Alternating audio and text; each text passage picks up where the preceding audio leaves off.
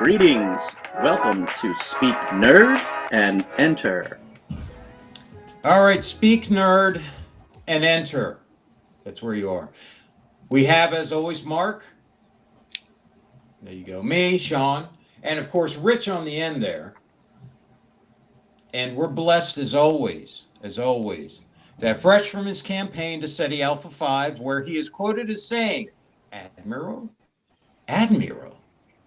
the only being to ever actually beat the Kobayashi Maru, second Dan in the Vulcan art of Susmana, sixth Dan in the Klingon art of Machbara, captain of the Botany Bay, but first mate in your heart, the K-Man.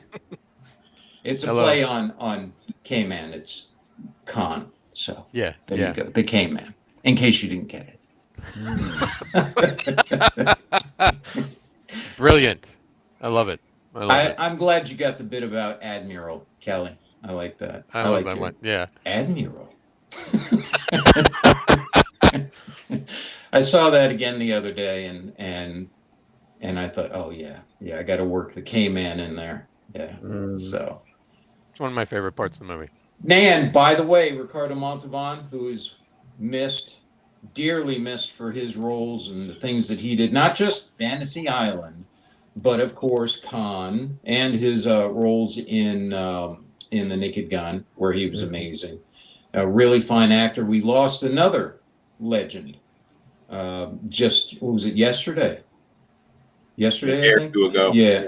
Went in his sleep, as far as I understand, Carl Weathers. And man, that dude, he, I don't think he got the recognition he deserved, because he really did deserve it.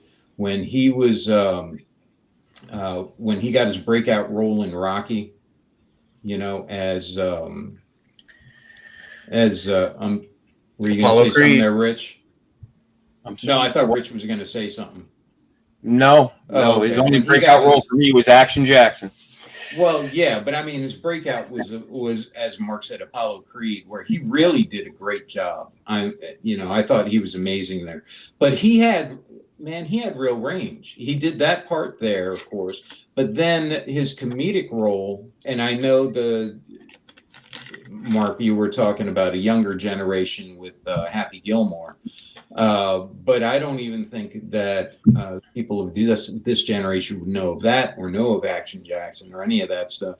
But I thought he did an amazing job. They would probably know him from The Mandalorian. But I thought his work actually in Arrested Development. Arrested Development, where he played himself, if I remember correctly. Right, yeah, and that's what I loved about it. His whole thing in there about being so self-deprecating and taking shots at himself. Man, you gotta stew. that was great, and the fact that he was so willing to do that and to be a part. It was like he threw himself into whatever project it was in a real way. And whether that was in The Mandalorian or in something as silly as, Arrested Development or Happy Gilmore and, Rocky and all that, it really seemed like a good guy and a grounded guy. And who would have thought? The guy was just amazingly energetic and seemed in good health and good shape and all of that, and just kind of came out of nowhere. I wouldn't have expected that one. I really wouldn't. We can't mention the mighty Weathers without bringing up his bicep bulging performance in Predator. Yep. We mentioned that performance. And that was going to be my other note there, is that if you showed him to anyone today and you really wanted them to know who he was, barring The Mandalorian, it would be the iconic meme of them, clasping those wrists or those fists together and doing going bicep to bicep. Right. Yeah. That's, his role as Dylan was amazing. And I think people would know him from that, or at least his arm from that as well. Slap hands. Yeah.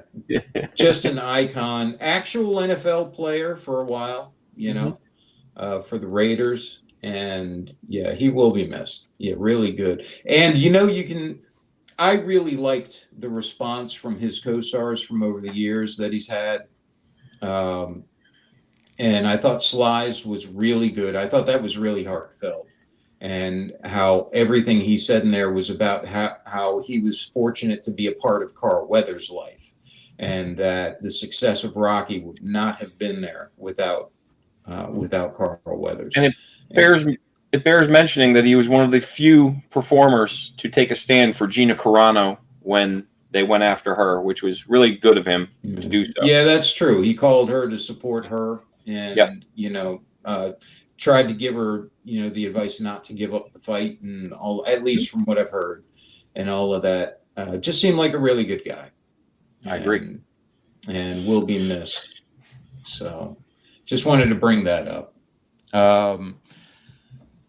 Any other thoughts? Anything I missed on that before we move on just to the great Carl Weathers? Well, I just pulled up his IMDb page, and I'm scrolling through a lot of stuff I didn't even realize he was in. Just all kinds of stuff. Like, I mean, he's been working man since way before Rocky or whatever. Like, he's got a lot of stuff, and I was like, oh, okay. And some of it's television, some of it's voice or whatever. But I know that in society, when people pass away, it's customary, like, nobody ever says anything bad about someone who's passed away, even if they were this huge jerk in life. You're like, all is forgiven. Are you going to say something bad about Carl Weathers? No, I'm not. That's what I'm thinking. Like, I can't think of a single person or controversy or anything like that that has come across my radar about this guy. He you know what I'm saying? Like, I can't think of any controversy or bad thing. Nobody said anything cross about working with him. Some people are like, oh, this person was a diva and they're full of themselves while they're working. And okay, cool, whatever. I like this person as an actor. Maybe in their personal life, I've never heard anything like that about Carl Weathers. And, you don't think about it until a time like this. And you're just like, yeah, he seemed like he was just a really good guy. And like you were saying, I love an actor who can poke fun at themselves. And so, like, him in Arrested Development and being able to do that shows that there's a little bit less ego involved. Because we all know there are some actors who's like, oh, I would never do that type of role, or let this happen to me because I'm going to write that in my contract that I always have to be shown in my best light, or, be the hero, win all the fights, whatever kind of thing. You know what I'm saying? So.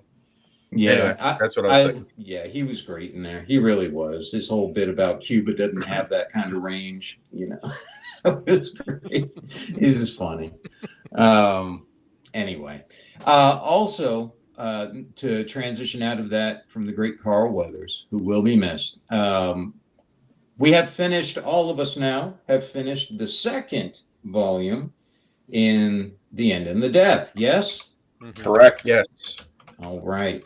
So now I can get your thoughts, Mark and Kelly, about how wonderful the Emperor is.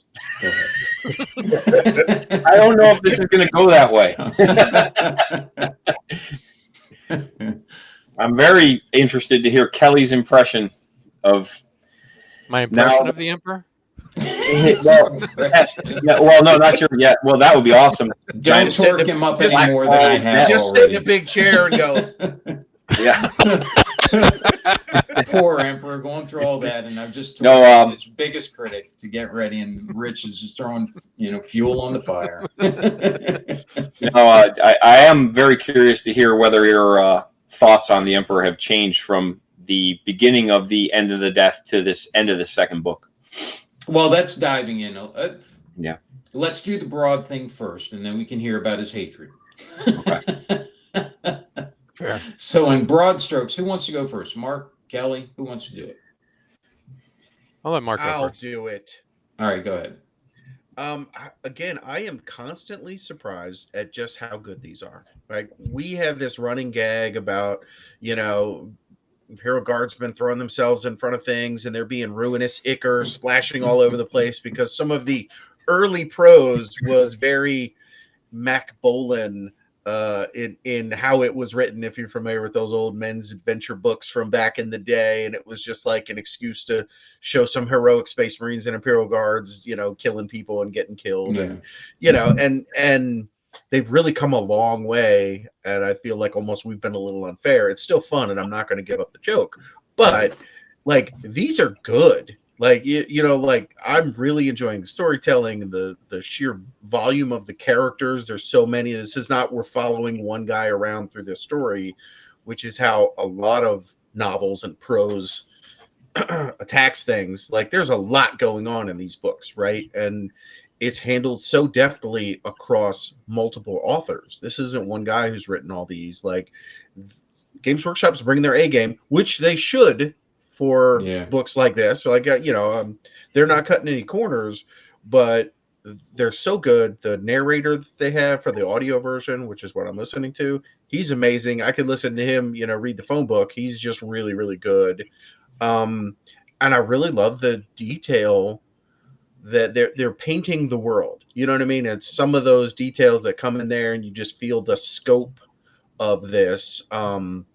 They kind of run together, but I just love this point where like some dudes come up and they find all these figures that are like crucified hanging to a big wall, and it's not people, it's titans, right? And you're like, oh my gosh, I mean, imagine that many titans, because normally someone saves up all their money and they have one and they show it off to every, like, look, I have this big titan that cost me like $1,000 or whatever.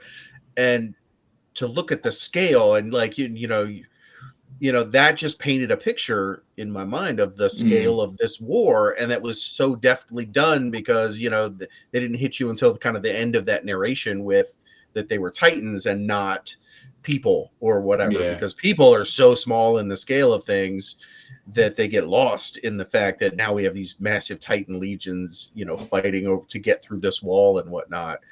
Like I say, I was listening to something else because I'd finished it, and then you guys were like, yeah, the new one just came out, and I was like, right over to Audible, downloaded that one because I was like 2 days after it came out because I didn't realize it came out. Right. And then I kicked Fall Acadia aside. It was like, you're done, I know what happened to you, and jumped right into the third one. Which, by the way, the third one, not to get into it too much, but the third one changes the cadence of how the chapters are presented in a way. So I thought was interesting. So, yeah, and you'd expect it to speed up as we get to that climactic ending or whatever. Like I'm really enjoying it. Some of the things you think right? Because we're all 40K fans and we've been here forever and we know things. And they're throwing some twists in and throwing some different perspectives. That whole Dark King thing, we all thought it was going one way and it kind of went another. And I'm like, oh, okay, like interesting. And so I love it for what it is. And I also love it for maybe what it portends for 40K going forward. You know what I'm saying? Because this is all going to tie in, and there's so many exciting things on the horizon. Did you notice that they did? I thought was interesting. They threw in the old homage, probably more than homage, but they threw in the old homage to the Star Child. You remember in the old Chaos books, the Realms of Chaos books, when they first introduced the Ordo Malleus and really went into the Inquisition and all that, and they started talking about the Emperor and his children who were the sensei, and he couldn't see them because they were anti-psyker kind of things and all this, but they also talked about how that the Emperor's spirit was in chaos and was forming, or the thought that his spirit was forming in chaos, and it was called the Star Child, and if only it was fed enough, then it would be reborn and that kind of thing. And so with him splitting off that part of himself, the emotional part of himself, and sending it off into the warp, I thought that was a nice little nod to that. You know what I mean? So anyway. And like I said, they're putting in a lot of the little details that because I remember when Rogue Trader came out and I devoured that book. I loved it. Well, 40K is not Rogue Trader. You know what I mean? That was when they threw everything in the sink to see what would work and whatever. And as it evolved through second, third edition, it's really, you know, the lines have solidified into what the armies are and what they aren't, and these kind of things. So in some ways I kind of miss some of that, but they've done a really good job of pulling the pertinent things out and really giving them life in these books. So, you know, I was never a huge fan of Warhammer 30K. You know, there were people playing the 30K game or whatever. But these books, these books have really got me much more interested in that as a setting. You know what I'm saying? I'm really looking forward. Good thing. Yeah, I'm you know, proud of playing you. some Thousand Sons and some Death Guard, and you know, that's all I have to say about that. 30K is a much deeper, more adult experience, I think. So the detail is bigger. You get a lot more of the character of the armies than you get in 40K. It's a much more sophisticated setting for my toy soldiers to push around on the table. Yes. I agree. Yes. If we're going to be nerdy, we might as well be nerdy all the way. I agree. So, Kelly, what did you think? Mark liked it very much. Let me guess. Kelly thought it was derivative and pedantic. Dune-esque, but not quite Dune. It didn't have the visceral similitude of Dune. Visceral similitude. I agree with Mark on the books. I think the books have been really well done. Better than what I thought they were going to be going into it, to be honest. All except for that one with the train. No, I thought it was good. I do quibble sometimes over how they write for people. Like sometimes some of the writing for the Custodes doesn't fit with what has been said about them. Foe sort of easily playing a word game to Ammon sort of astray. It was like I just don't think that would happen. Yeah. Especially if the Custodes are supposed to represent sort of the mind of the Emperor, he would know that the gig was up. No, I agree with you. It would have been, well, Ammon, have you checked and verified those orders? Yes. You think and that would have been an think for the handcrafted, gene-crafted perfection of the Emperor's efforts, they might be a little brighter. Yeah, but I guess that's also the moment where the writers trying to think how would you fool a Custodes, and is like, I don't know, and so you just take your best guess at it. But this is why the Custodes at the end of the day would have killed everybody, is because they wouldn't have fallen for that. Right. Yeah. It would have been over with. Yeah. Yeah. So. I thought the sort of the coming together of the stories of Alanius and John, and then meeting up with the Emperor was fantastic. There were so many things I liked about the story. I like how they it really became sort of the fabric of the whole thing, with the whole stoppage of time and everything sort of melding together. That kept me fascinated throughout, even in some of the more tedious parts of the book, where you're just like, all right, let's get past it. I don't care about those people anymore. But just the fact that these things blended together was fantastic. But I do think in large part the interaction between Alanius and the Emperor was the part that I thought was really fascinating. That, and the one with Acte when she was in that psychic battle with Erebus? Erebus. Yeah. That was unexpected. And so that was interesting. I mean, there's all the little narratives and how they played out were quite striking. Even to see sort of the blending of a lot of the gifts of the chaos gods. Somebody follows down the path and they start to get, here you got your cloud of flies, or somebody's got translucent skin, and it's fun to see those and to realize they're about as useless as they were in the game. But to see them played out in literary form was kind of interesting. I liked a lot of the characters. I like how it came together. I was really struck by the final fight there between Sanguinius and Horus, and the juxtaposition of Horace's thoughts about what's going on versus what's actually going on, and then to realize Horace's thoughts about it are probably closer to what the reality was going to be. Sanguinius thinks he's doing well, and then Horace out of the blue is just like, all right, we're done. Yeah. That was quite something. Yeah, finally he gets salty and figures, all right, that's it. Yeah, Yeah. enough of the games. But I think that's always what it is with Horace, though. Once he fell to chaos, was there's the delusion in his mind, and then eventually he comes back to bring that into a reality, and then goes back into the delusion.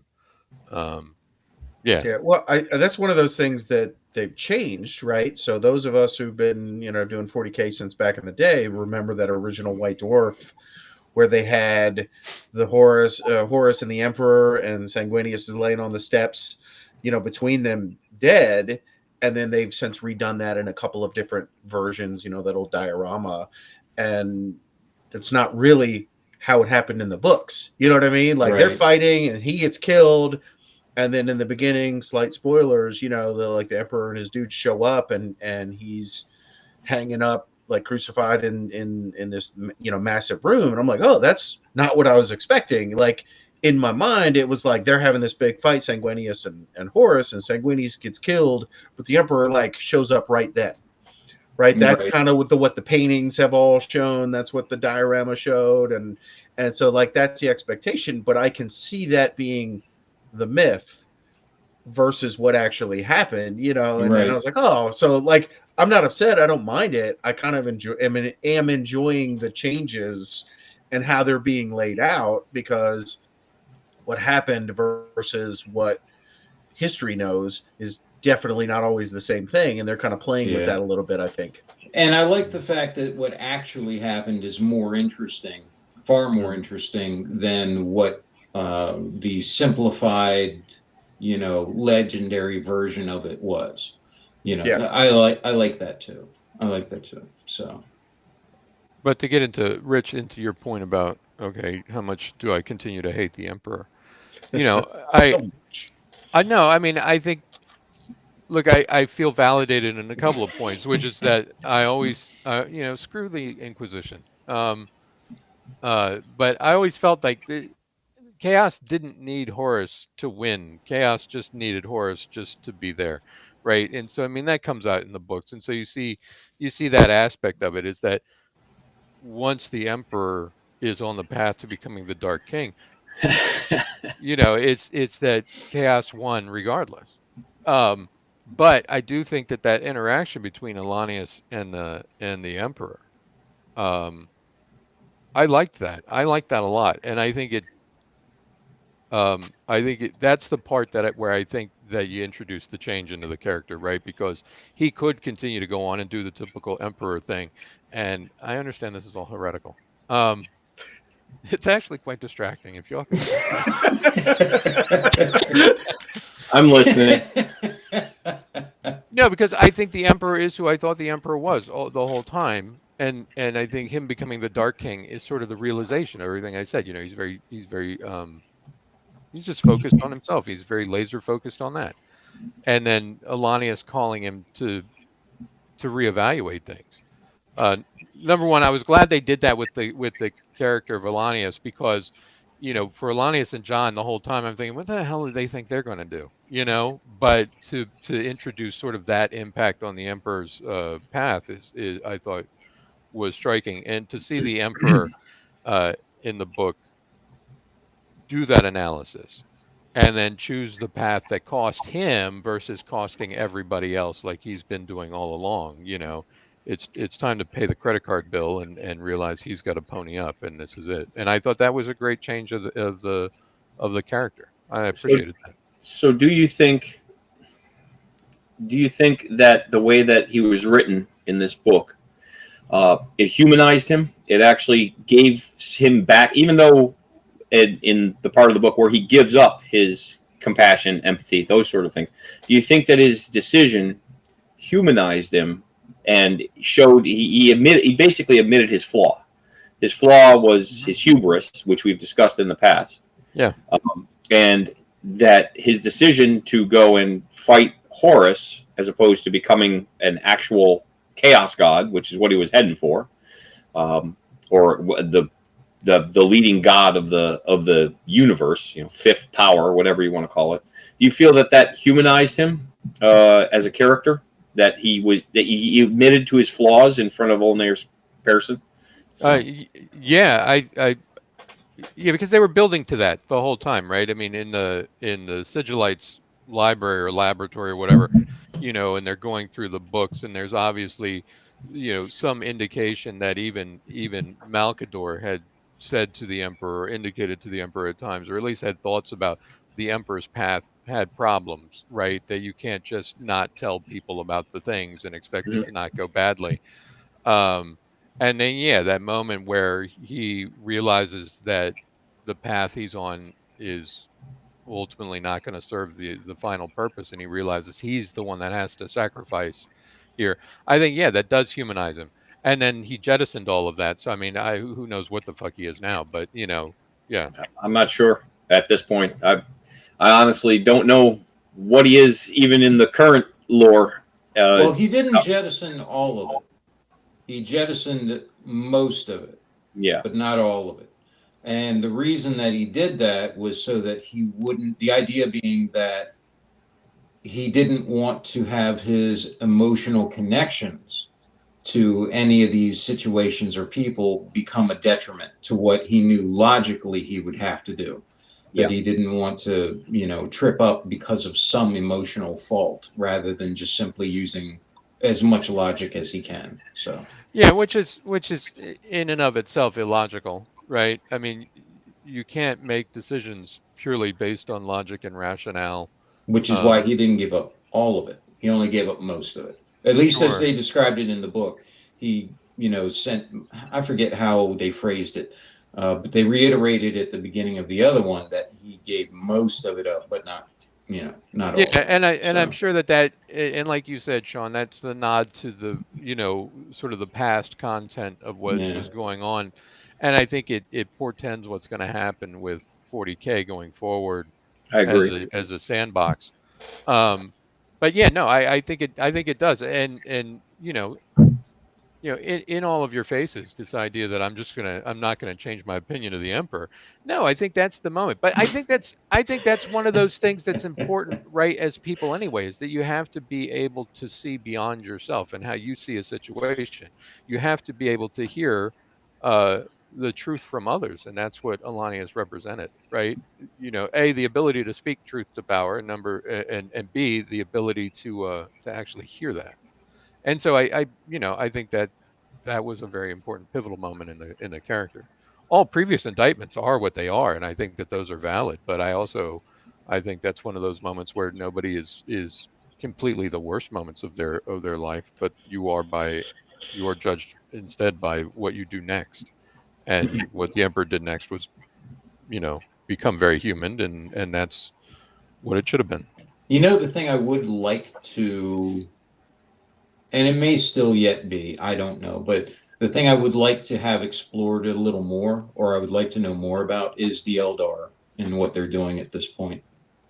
Dancing, dancing Yeah, I around. actually really enjoyed the way I guess the book started with the Yeah, Right. Harlequin dance. Yeah. Like I thoroughly enjoyed that. I was like that Yeah. I came did out of too. nowhere, wasn't expecting. It. I was like, oh, this is cool. So Yeah, Yeah, that that was was a really nice well little done.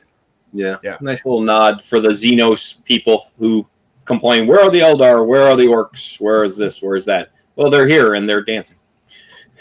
That's what they're doing. Yeah, but Eldred has not been idle on his hands Oh, through the no. whole thing, No. So during the climactic point of it, I would think that he would be trying to influence things as best he could. But I don't know. Maybe not. Maybe he Right, just but sat there waiting I to mean see that how. there's that whole aspect though, Sean, I agree with, which is how did the Xenos, how did they experience what was going on? I mean, how broad and how impactful are some of the things that happened? Because I mean, time stopped. Things started to meld together. I mean, there were Yeah. happenings going on. These can't just be these aren't just in a vacuum. And so what was that like? And still so many of the storylines were just phenomenal. I want to know more. I want to see what happens next. Yeah. Got about 1,200 pages waiting for you. The next book. It's a big one. In the next one? The Oh, third. you mean the one third where part. we? I got you. Yeah, Third part. I got you. Yeah. Yeah, And- although thinking about it, like they go into this big library thing and they're looking at all these old things with what is it? I was about to say the Silent King, but the Dark Dark King. King. the Dark King, and it kind of gives you this sense like, okay, was he predestined to end up on the Golden Throne and become the Dark King? Was like everybody's trying to do this or influence things to go a different way, and yet we have all these ancient texts, and the Eldar are like, oh, it's going to go this way, and so it's one of those things like, was it supposed to end up the way it ended up for 40K, or did somebody like, oh, it was almost going to be great, which is what the Emperor was going for. He was like, oh, we're going to figure out this webway thing. We'll never have to go to the warp, and chaos will wither and die on the vine because we're not interacting with them anymore, and it's going to be awesome. And that never happened, right? Was that ever even a possibility based on what we're reading? I don't know. The thing is, created the Primarchs. well, the thing is it still a possibility? Is I think the newest avenue for them to take is exploring the current, the 40K time period, and the possibility of the Emperor coming back, with the sons coming back and all of that. And as you said, the prophecies were about the Dark King, never said when. And what's his face? The demon dude, Samael, or The Ruin Samus. Yeah. Samus saying it's already done. It's already happened, and that with time not being time to the warp and all of that doesn't mean that the danger is gone. He could very well end up being that later on, or someone else could, or something, where the Dark King is a prophecy, not a person, and it could just be filled by, somebody else at a different time, or him when he comes back, or who knows, and that becomes the new mystery as to how's that going to go. So I'm going to go on record and say that in 40K, I want to see the Emperor come back. I would love that. That's that's what I want. I want to see a new Great Crusade where we murder all of the Xenos and the Chaos dudes. just murder all of them. Well, for the greater good.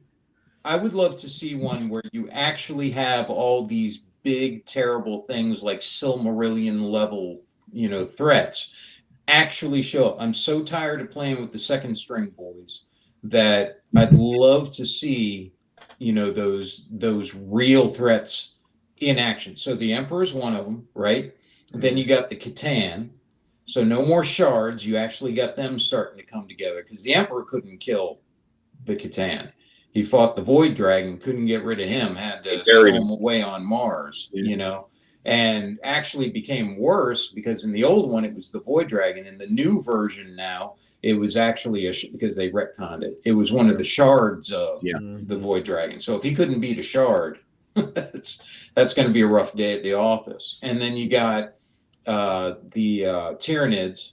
And I'm tired of a Hive Fleet tendril, right? You know what I mean? Like, right. That's what I mean. The actual force showing up, and how massive and powerful would that be? Because if a tendril is a shadow in the warp and all these things, good Lord, can you imagine if you got quadrillions, a horde of space locusts, right? You know what I mean? Like, this massive gestalt of quadrillions of this alien being. There's just so many different aspects that it would be really cool to have all these massive threats coming together. Because if you think of it like, well, if the Emperor Jakero finally gets sick of our shit, and they're like, you know what? That's my thoughts on it. That would be the love of the Jakero solution. The day you're shutting the lights off, the day it's the last episode of Cheers, and they're going to the door to turn the lights off and everything, the Jakero are the answer. That's how you do it. I would not be surprised if your lust for the Jakero is not gratified when they expand on the Leagues of Votann. I think the Leagues of Votann will see a resurgence of Jakero technology, and perhaps maybe one or two of the little orangutan people. My fear would be that they would nerf the Jakero. I don't want them to nerf the Right. Jakero. Keep it as it was in Rogue Trader. That's how it should be. Well, that's the thing. That's the beauty of them is that, and that's why I don't think you'd have to nerf them, because you can talk about Hi guys. Hello. Hello. Hello, Our who's fan. that? It's our one fan. That was My my wife mistress. didn't come in here and start screaming on the podcast. Yes, she did. Multiple times. Yeah. But the Jakero, the beauty of them is that as powerful as they are, you can't make them do anything. And it's like they're absolutely disinterested with anything that's going on. They're like the most powerful thing that the old ones ever created, and yet they don't use that power for anything other than to just get away Amuse or themselves fly in and- ships that are like, invisible triangles and all this stuff. I love that about them. I could love just that. see 2 or 3 orangutans with little fingertip weapons in an invisible ship just cruising through space. You're going somewhere. Here they are, just sitting. like Wonder Wonder Woman in an invisible jet. Right. Yeah. Right, but then you treat it like in the show Serenity, where what is it? Remember when the Ravagers are flying by and they're all like freaking out, just like, don't move. If we run, they're going to chase us. You got these 2 little orangutans in an invisible ship, and everybody's like, oh, so powerful. Don't mess with them. Your continued love of the Jakero fascinates me. They are amazing, man. I love the Jakero because they are at once so dangerous and so ridiculous and so unknowable, so mysterious. And it's a beautiful combination of things that allow you to have this ridiculously powerful thing in a story setting like this and not worry about it throwing everything out of balance. All those things where I've seen videos of people talking about, well, what if the Halo this or that existed in the 40K universe? Who would win? The Master Chief would get old his ones ass or the handed to him. Forerunners or, all these different things. No one brings up the Jakero, right? Well, if you did, they would beat everybody. Doesn't matter. Star Wars, Dune, all of them, everybody. They would beat all of them. But you don't have to worry about it because they're not going to play your little That's game. right, because they don't care. Yeah. Just They like are the Tom Bombadil of the 40K universe. No, come on. Just All like- powerful, and yet they don't care. Just like Clyde in every which way. Now you've I gone feel too the far. heresy. Having said that, I'm gonna cut that out. I That- immediately regret that. No, you just gave me. So you just reminded me. They're flying around on their invisible ship, and they roll down the window and they stick out there. In Philo Beto says, "Right turn, Clyde," and slaps a ship out of orbit. Now you're just being silly. Well, I'm one to talk as I look next to me and I see my Zote model that I want to paint. So, I love the Zotes, and I have my Blackstone Fortress Zote model right next to me. Zotes are cool. Zotes are awesome. I love the Zotes. If you put things on a tier, top tier is going to be the Jakero.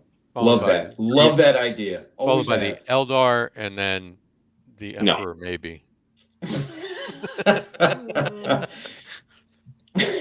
No, at the next level after the Jakero, you'd have to have. Well, I guess I don't know if I would put the old ones above the Jakero.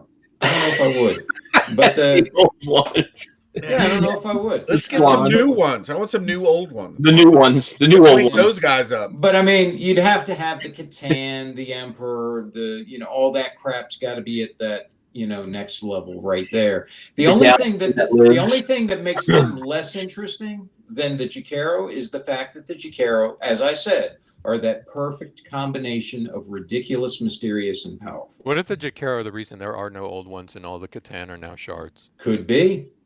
Could be. The one time they were talked into doing something, and the They Silent remade King the did it. entire universe. That's right. Yeah. Yeah, it could be. Who knows? Yeah. Who knows? But for real though, the one thing I do like about the Jakero is you've got all these, galaxy spanning powers, and yet no matter how advanced anyone is, there's more. There's clearly something you don't understand because the Jakero can do things no other race can do. Yeah. And I think, because like the Eldar are old and wise and they have this great tech, and the Necrons are even older and they have this amazing tech that, we're trying to understand and unravel, and all that's really cool and I like it.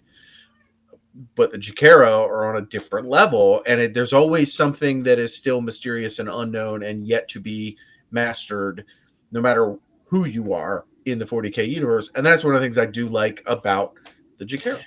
And you're never going to get it out of them. They'll never Yeah, talk to you exactly. about it. They don't Never. care. They're not playing your game. They're just No. like, this will be fun. And yet Yeah. their fatal flaw is that they can be defeated with a banana and a bowl of oranges. That's the beautiful part of What that. army That's can't what- be defeated by a banana and a bowl of oranges? That's right. Yeah, why not But see, just like throw in an some actual unknowable gun? orangutan, though, that's fine right up until they tire of your little game, and that's when they That's rip They your just right. tear face you to off. pieces. Yeah. I want to see their galaxy-sized fecal cannon show up one day. And so, all right, boys. Well, thank you very much. I gotta be ready for the lock guy to show up. So, thank you very much for your time today. Good discussion. I am looking forward to how things go with this new book, which I am partway into now. Me too. I think, Kelly, have you started it yet? I won't be able to start it till Friday. You mean next Friday, not That's right. yesterday. That's mean, right. I got you. Yeah. Do try to keep up with the conversation. I won't be able to What? start it till 3 days ago. Sorry, guys. I didn't know if you were making some joke about how time stopped. So That would be clever, though. Be very clever. all right, boys. Thank you very much, and I will see you next time. All right. All right. Bye. Love you. This concludes our Speak Nerd and Enter broadcast.